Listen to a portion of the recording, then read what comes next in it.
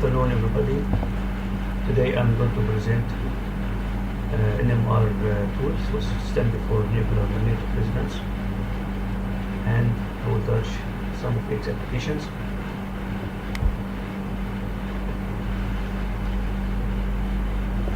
The outline for the presentation today is introductions and NMR value, NMR physics, annexation mechanism, application and examples, and I will also go through how to do the flow typing from NMR tools. There is evolutions of NMR, which is magnetic resonance tools, for Schlumberger's tool, started from 1968 for NML and CMRA in 1995, which is can get the porosity and bond flow free flows and everything, up till actually 2004, which is like MRX, which you can get the viscosity, sufficient modelings, breathing, fast blowing, and what's the sense. We can also get the NMR in NWD, which is like all professionals in NWD, started from 2002 from Schlumberger sites, but also in bigger vendors, tools like MRX and online, and not like in the NWD site, we direct to all the professional NWD Schlumberger. So, what is the value for the magnetic resonance? The magnetic resonance actually the most important things in the porosity from the NMR, it is porosity independent dissolution. Means there is no effect for the matrix in this kind of porosity, such as density and in electron tools as well. So, and that's why, because we're actually playing when the hydrogen index in the fluid contains inside the pore space, not any hydrogen index in the matrix itself. So in this case, the porosity, which is again from the NMR tool, which is like porosity independent dissolution. So it's more accurate porosity, so you can take it straight away. If there's no any heavy oil effects, dark effects, or gas effects as well. But there's no matrix effects. Okay, so we can get also the NMR Borsal distributions, reduced water situations, permeability, free flow, bond flows, and tar detection, gas detections, and auto values actually out of systems. So can also increase the net pay, optimize the MDT testing, so we can actually run it with MDT or any kind of formation testers, so we can do that. It will save a lot of cost. So we can run the tool first, most of them combinable, and run the NMR first, and after that you can send the MDT or the pressure points. Gas detections, good quality and good viscosity also from the NMR tool in real times. So how does the NMR works? So the NMR tool is like we have three things that we have: transmitters, we have antenna, and we have receivers. So this is the contents for simply for the tool to detect the signals. So in the tool itself we have a big magnet, permanent magnets. This actually it will align and polarize the hydrogen nuclei, which is called protons, and the reservoir fluids. And after that, monoplates using the RF frequencies called diamond frequency to maximize the signal from the formations. So hydrogen nuclei reduce an RF signal, and we can receive it in the antenna after that. So by manipulating and heating the hydrogen protons itself without diamond frequency, we can maximize the signal, so we can detect it in the antenna. So that's why we're using frequencies called diamond frequencies. So what we study actually in nuclei itself and the properties for that, like magnetic momentums. Okay, so and we can see actually most nuclear species have non-zero magnetic momentum. So we can detect that by using impedance condition, which I have said before. You have to apply the diamond frequency to maximize signal to get that. So, well, actually,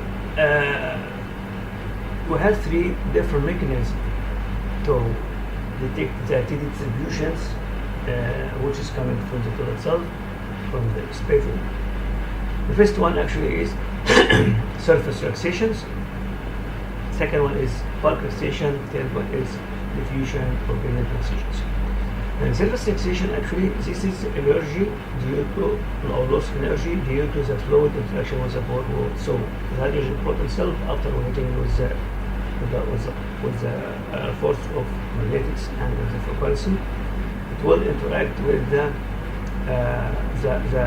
pore wall and they lose some energy. This is called surface relaxations. Bulk relaxation actually is due to the hydrogen index itself, or hydrogen protons will interact between each other and lose some energy. Diffusions actually is due to different gradients in the magnetic field, which actually will affect the relaxation for the hydrogen protons. So the sum up of this of them actually will contribute to the total TP distributions. And this actually, this slide it shows just cartoons which show that three different relaxation mechanisms actually in this TP distribution. So first one here is the surface relaxation. They can see the hydrogen protons interact with the pore space. Here actually is the bulk relaxations. Here the hydrogen index actually will hydrogen proton will actually interact with each other, so it will not actually interact with the surface of the pore space, it will interact with each other. Here actually we have diffusion relaxation, which is very important. Actually later on we'll show in the flow typing. Different gradients from here, from smaller field gradient to large gradients, will actually affect with the diffusions and loading the energy for the hydrogen protons. Here actually it's like small porous, short decay. I mean, whenever you have a very small porous like that, short decay, it will, because the hydrogen protons will actually lose energy very fast. But if you have a large, this plate would have a very long decay times, in this case, for the hydrogen protons. If we have actually some sort of minerals in the pore space, on the surface of the gradient space, it will get more energy loss due to the ion effect in this case. Here actually like a video which you can show that how the surface relaxation works. You can see here. Here actually the hydrogen protons interact with the surface of the gradient space and it will lose energy in this case.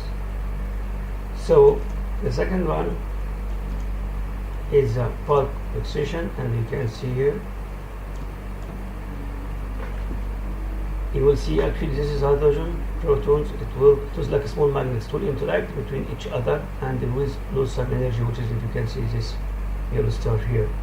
And this is the second relaxations for the TT distribution. And if you can see purple light oil, you will see that this type of relaxations, medium like that, and heavy oil like that. You can see the heavy oil, it will have a very short relaxation time in this case. The third one is the diffusions relaxation. You can see low field magnetic field and high magnetic field, and this is actually the hydrogen proton. You can see here, due to this kind of differences in the magnetic field, it will actually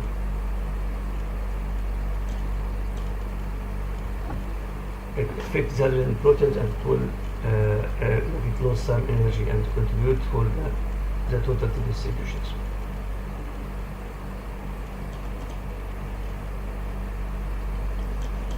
Okay, so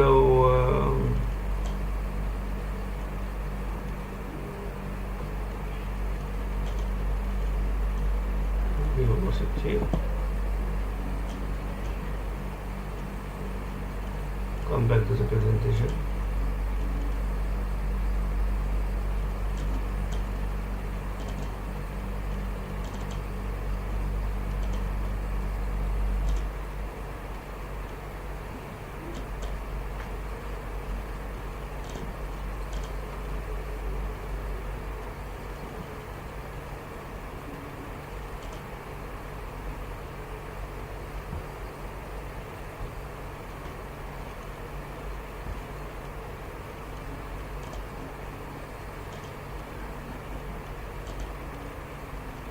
Here how actually treat the data for the NMR data. You can see it like this is a signal, which is like echo trains. In this case, we want to put it in some sort of algorithm, and we end up get the distribution in this case, and we will get this kind of distributions from the focus base by doing some sort of cutoff in this harms, called harms. Actually, we can differentiate between the free float and the other bound floats, all these concepts. So, and we will get something like sort like that. You can see here this harm is like what distribution with the signal distribution, and it did no cutoff. Was called as the relaxation, which I have talked about before, was coming from the three different relaxation mechanisms. By applying the TT cutoff here, actually, we are differentiating between the free float, which is on the right side, and the bound float, which is the left side. Actually, this TT cutoff value, it is, some people take it standard for Sanison, I'm still accept this 3 and like for Sanison and 100 for Sanison. But actually, the best way to do that, you have to take a core data and make an NMR study to get how much actually value as a cutoff you can get it.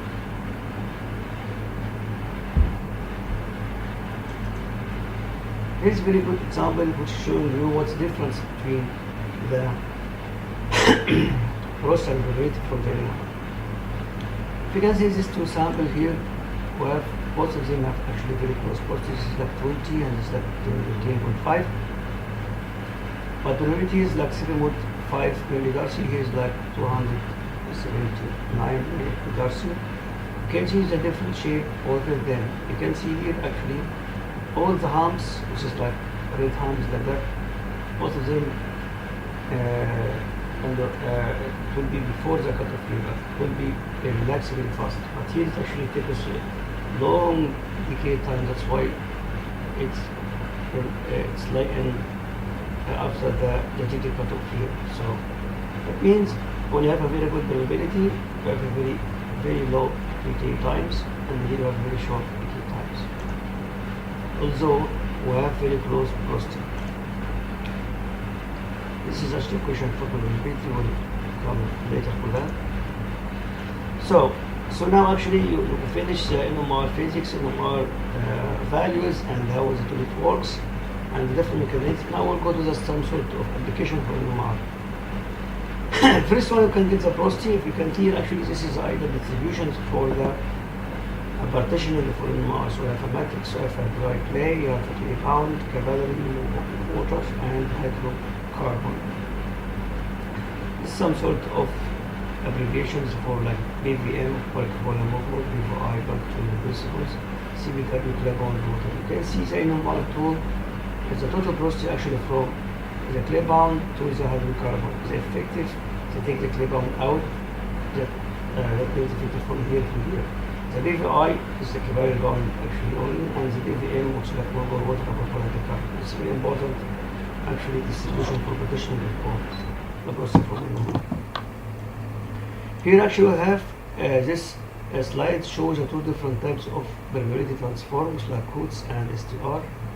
Like from Schlumberger one, this is one of the called Coates. You can see here actually it was like AF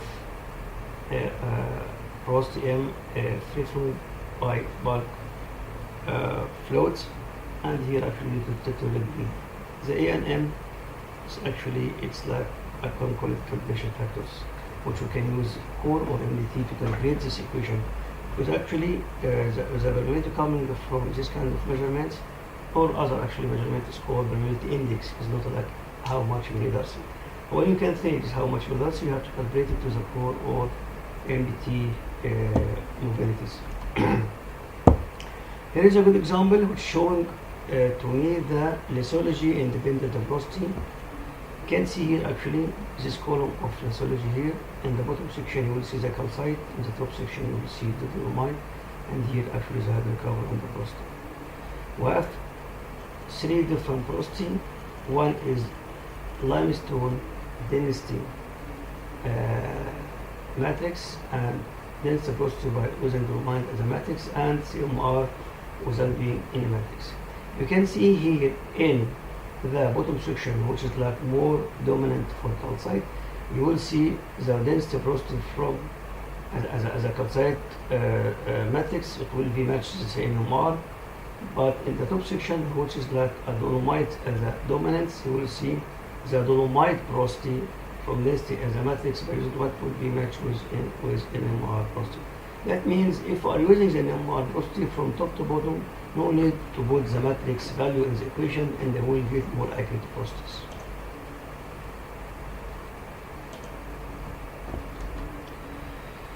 Here is one other application which have very high saturation, but when you perforate it will produce very dry gas, and this is very obvious. You can see it, the SW from Arch equation and the SW from NMR, most of them match.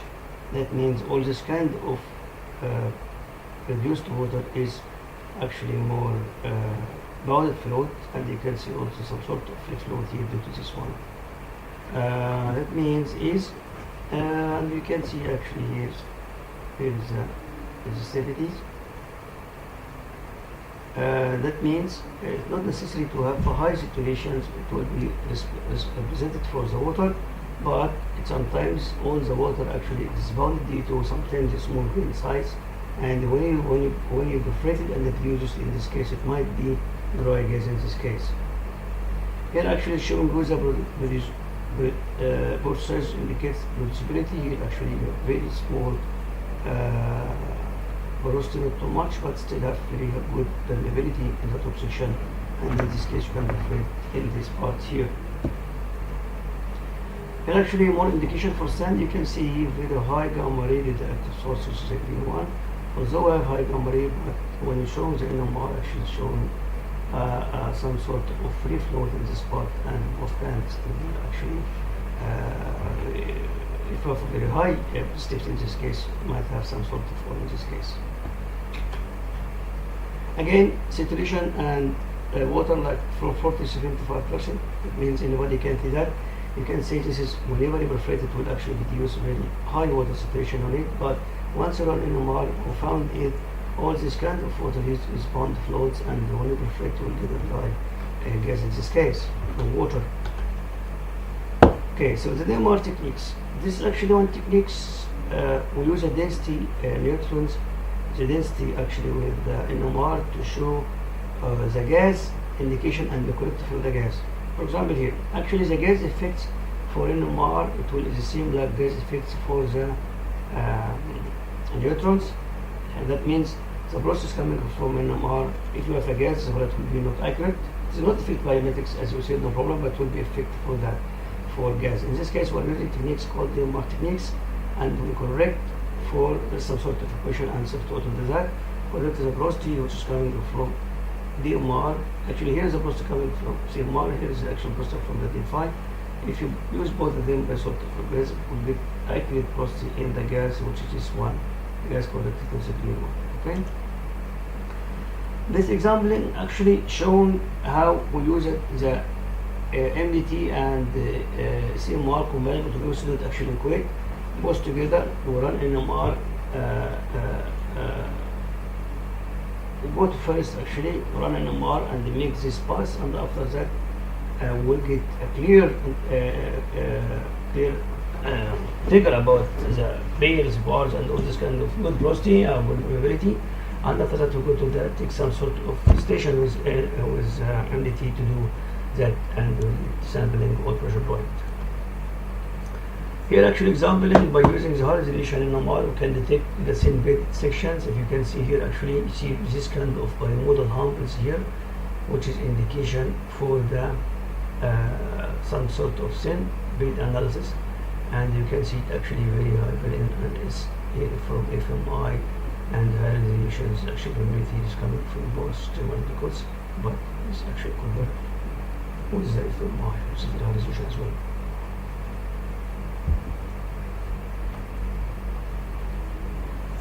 How can NMR detect the tar? Actually, the tar, NMR cannot see it, but density can see it. The difference between both will actually get the tar volumes. with this kind of equations. Actually, NMR can see from here to here, density can see from here to here. This one minus this one will get this kind of volume, and I will show some example here. This is actually from Canada. Here actually density neutrons. Here is a CMR.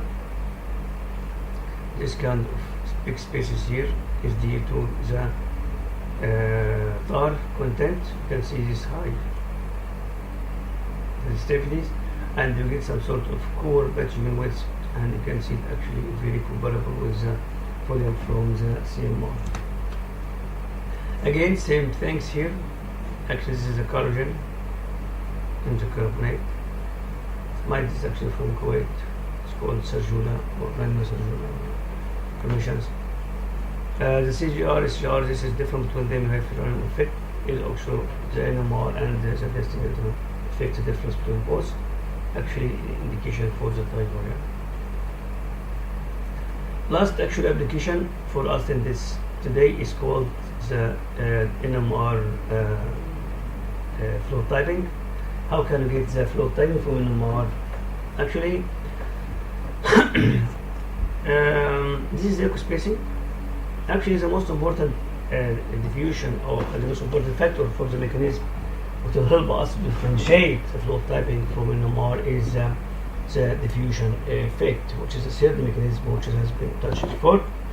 So actually, this is the echo spacing time domain, and this is actually distributions. If we have very obvious hump like that, these two peaks, which you can differentiate between the different flow typing. In this case, you can make some sort of cutoff here to differentiate between flow typing. But if you have some sort of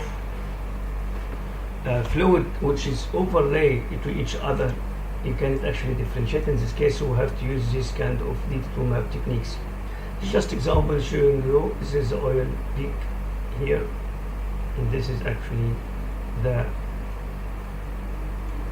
water peak between both. So this is some sort of transition in this case.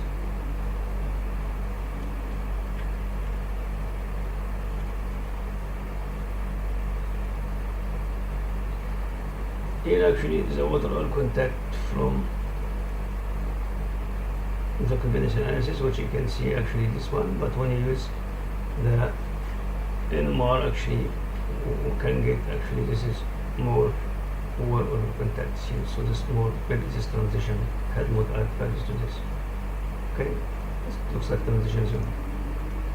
So for complex distribution, actually here you can differentiate like gas is overlay with the heavy oil, with a rebound, the heavy oil gas with some sort of water and some sort of oil, so you can differentiate actually. In this case we use something that's called Phillips significance overlay.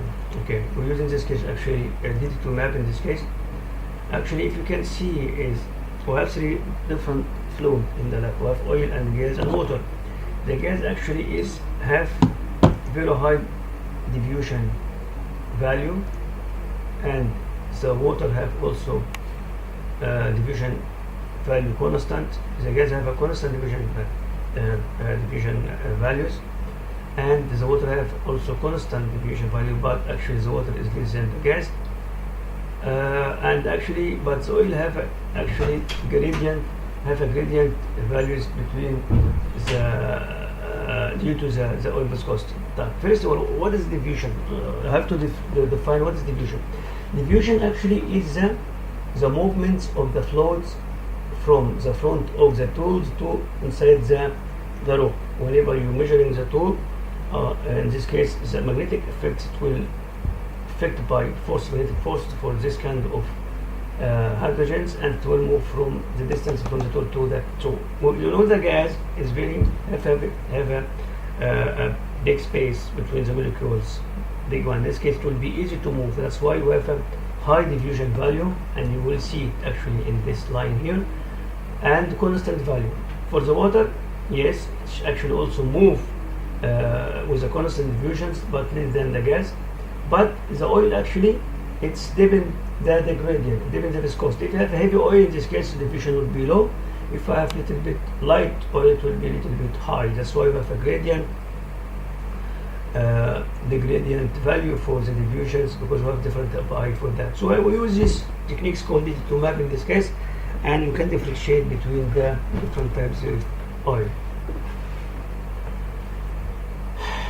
Here actually the diffusion and the DT2 map, you can see here actually this is the oil line, and you can see here this is the water line.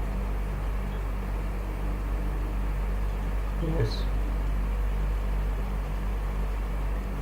The example is showing you the different effects. If you have light oil with water, in this case you might have some sort of difficult separations. Okay, just show you we can get the viscosity by from the NMR actually in real times by using some sort of model.